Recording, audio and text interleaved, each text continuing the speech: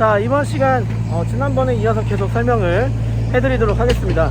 제 뒤로 보면은 포크레인 작업을 한창 하고 있는 것을 확인을 할 수 있을 텐데요. 제가 지난번에 설명을 해드릴 때는 요 위쪽에 일부 슬래브가 남아 있었습니다. 그 부분을 지금은 완전히 주저앉혔고요.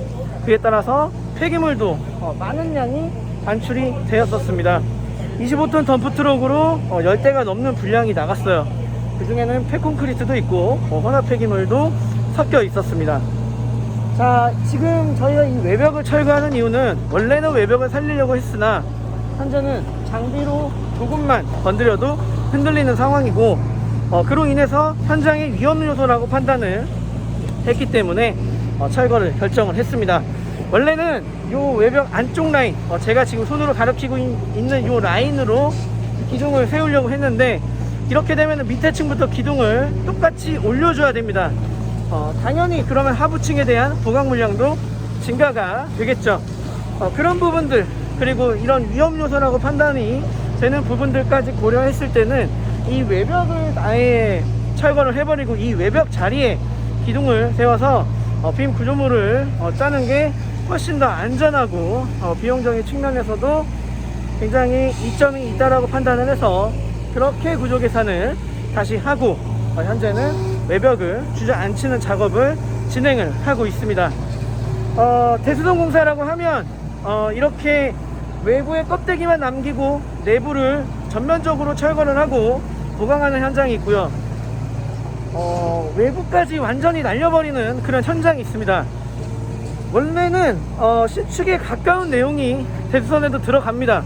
그래서 여러분께서 대수선이, 즉 리모델링이 신축보다는 저렴한 것이 아니냐라고 많이들 여쭤보시는데, 사실은 비용 대비 측면을 놓고 봤을 때는 거의 신축에 버금가는 비용이 나올 수도 있습니다. 그렇기 때문에 가격 대비 투입되는 예산 대비 내가 좀 새 건물처럼 하고 싶은 그런 결과를 얻으시려면 상당히 많은 금액을 지출할 수도 있다라는 점을 고려를 하시고 공사 예산이나 계획을 잡으셔야 됩니다.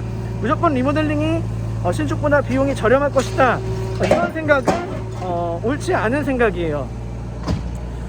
원래는 리모델링이 한 신축보다 절반 정도의 예산으로 할 수 있다라고 하면 굉장히 많은 분들이 하겠다라고 하시는데, 지금처럼 내력 구조를 다 철거를 하고 바닥 마감까지 철거를 하고 그렇게 공사가 진행이 된다면 굉장히 많은 금액이 소요가 됩니다. 거의 신축에 많이 나올 때는 거의 80%까지 나온다라고 보시면 될 것 같아요. 물론 이제 내부의 인테리어의 그 어떤 자재 그레이드라든지 그런 것들이 좀 변수가 있을 수 있겠지만, 기본적인 구조나 내외부 철거를 했을 때 발생하는 비용이 상당히 많이 나올 수 있다는 점은 감안을 하셔야 됩니다. 그래서 많은 분들이 제가 상담을 할 때 리모델링, 즉 대수선보다는 신축을 고려하시는 분들도 계시고, 그래도 신축보다 비용이 저렴하니까, 그리고 법적으로 이 건물이 신축이 됐을 때 1층 부분이 날아가는 면적이 크거나 혹은 신축되는 면적이 굉장히 적다라고 판단이 되면 그런 부분들은 어쩔 수 없이 대수선으로 갈 수밖에 없는 그런 요소들이 된다라고 보시면 될 것 같습니다. 자, 계속해서 전 작업을 하면서 외벽을 주저앉힐 건데, 이 외벽은 다시 한번 말씀드리지만 위험 요소라고 판단이 돼서 지금 철거를 하고 있습니다.